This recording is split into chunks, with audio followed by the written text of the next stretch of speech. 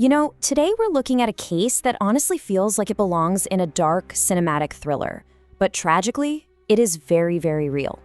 What started out as just a routine report of a fatal road accident on the streets of Jaipur has completely unraveled into an active, premeditated murder investigation, one that has absolutely shocked the community and torn a family apart. We're going to examine the anatomy of this alleged betrayal, and we'll be relying entirely on official police statements, CCTV evidence, and family testimonies. So let's dive right into this. Why did you kill her? When did you start planning this? These were the desperate, chilling questions hurled by reporters at 23-year-old law student Ayushi Sharma as police escorted her away. And according to multiple news reports, Ayushi met these questions with total silence and an expression showing zero remorse. It's just a deeply disturbing contrast, right?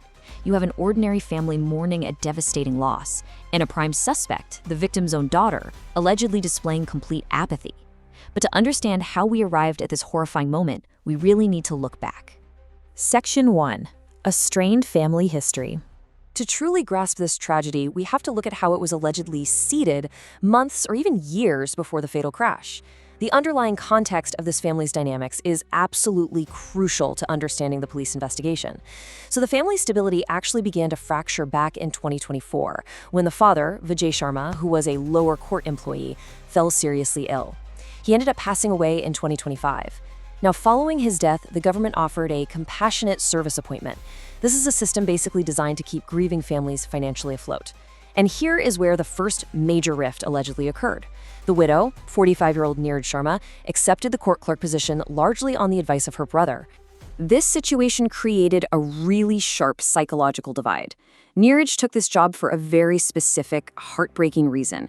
She desperately needed financial stability to care for her 16-year-old mentally challenged son. As a mother, she was just trying to secure their survival. But investigators allege that Ayushi, the law student, wanted that government job for herself. Police claim that losing this appointment to her mother caused Ayushi to grow deeply and dangerously embittered. Section 2. Motives and manipulation. Investigators believe they've uncovered a highly calculated web of motives and psychological manipulation that escalated over time. Because beyond just the government job, police point to an immense, cold financial motive, 10 crore rupees. To put that into perspective, that is a staggering fortune tied to lucrative family plots of land in Bharatpur and Jaipur. Investigators allege that Ayushi promised a share of this wealth to her accomplices in exchange for their help in eliminating her mother. But long before the fatal strike, there was a campaign of fear. Unsettling intimidation tactics were allegedly used to torment Neeraj on a daily basis. Family members reported finding scattered lemons, red sindoor, burnt effigies, and even a coconut wrapped in a sacred thread left right outside their home. Now, these are classic items used in black magic rituals. According to the victim's family, the goal wasn't actually to curse her. It was to psychologically terrorize Neeraj. They wanted to scare her into leaving the house so she would be out in the open and vulnerable. And unfortunately, the intimidation worked in breeding absolute terror. Neeraj was becoming paranoid. She confided in her brother, Rakesh, telling him her daughter was, quote, going down a very dangerous path. She was so terrified that she actually installed mesh screens and 4 CCTV cameras around her own home. Just think about that. She was a woman living in constant fear of her own family. Section 3. The fatal collision. So what exactly happened on the evening of July 3rd, 2026? Well, it's no longer a matter of speculation, thanks to some very concrete evidence. Let's walk through the confirmed steps of that evening. Step 1, Neeraj safely drops her vulnerable teenage son at a coaching center for physiotherapy. Step 2 involves a manipulative phone call. Police claim Ayushi called her mother, urging her to rush back home for urgent work. And Step 3, which was captured on camera, Neeraj is seen walking very, very carefully on the extreme edge of an entirely empty 60-foot wide road in the Pratap Nagar locality. She was doing everything right. She was doing everything to stay safe. And then the impact. A white Scorpio SUV rammed into Neeraj at an estimated speed of 130 kilometers per hour. The sheer brutality of a strike at that speed threw her nearly 100 feet. She was killed instantly. Section 4. Unraveling the conspiracy. At first glance, this was reported as a tragic, negligent hit and run, but when law enforcement began peeling back the layers, the accident theory completely fell apart. Actually, scratch that. It shattered. The turning point was the CCTV footage. It showed there was absolutely no logical reason for a collision on that empty road. Instead, it showed the Scorpio SUV parked, just waiting in the distance. It also captured two men stationed nearby on motorcycles who watched the fatal impact happen and then immediately fled the scene without offering a single ounce of help. This wasn't an accident. This was a coordinated hit. And as investigators dug deeper, a terrifying timeline of premeditation really started to emerge. Police claim this conspiracy was hatched 3 full months prior.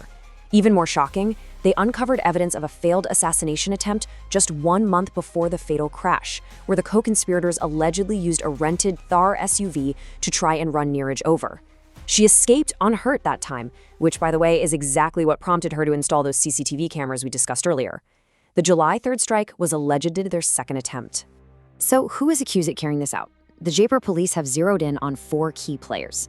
Ayushi Sharma is accused of being the mastermind, allegedly offering up the property and orchestrating the logistics. Her paternal uncle, Mohan Swaroop, is accused as a key co-conspirator. Her cousin, Balram, also known as Ravi, is heavily implicated but actually remains on the run. And Hemant Sharma is accused of being the hired contract killer who physically drove the Scorpio. The police have built a really robust evidence board here. They claim to have traced a 7 lakh rupee payment straight to the contract killers. They successfully recovered the white Scorpio SUV that was abandoned after the attack.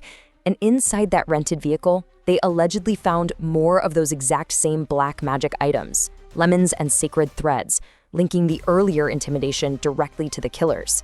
They also assert they have digital evidence showing the accomplices were actively tracking the victim's live location to perfectly coordinate the strike. Section 5. Arrests and unanswered questions. Which brings us to where the legal proceedings stand today. The investigation is far from over, and disturbing new questions are being raised by the victim's family. As of right now, police have arrested 7 individuals in connection with the murder. Officials state that Ayushi confessed during interrogation, allegedly showing absolutely no remorse for her mother's death. However, it's really vital to remember that these are currently police claims, and defense arguments are yet to be thoroughly tested in a court of law. Meanwhile, a massive manhunt is underway for her cousin Balram, whose capture could reveal even more about exactly how this plot was funded and executed. But perhaps the darkest turn in this entire case comes from Neeraj's brother, Rakesh. He alleges that during an argument, Ayushi threatened her mother, saying, and I quote, "If father could be killed by removing his feeding tube, killing her would be even easier." Rakesh has formally requested police to reopen the investigation into the 2025 death of Ayushi's father, Vijay Sharma, claiming he was kept hidden from the family and denied medical care before his sudden passing. Police have confirmed that they are now actively probing this angle. Which leaves us with a truly haunting realization. We're looking at a case where greed for government employment and property allegedly drove a daughter to hire killers to slaughter her own mother. But with the police now investigating the father's death from a year prior, we have to ask, was this hit and run just the final chapter of a much, much darker family history?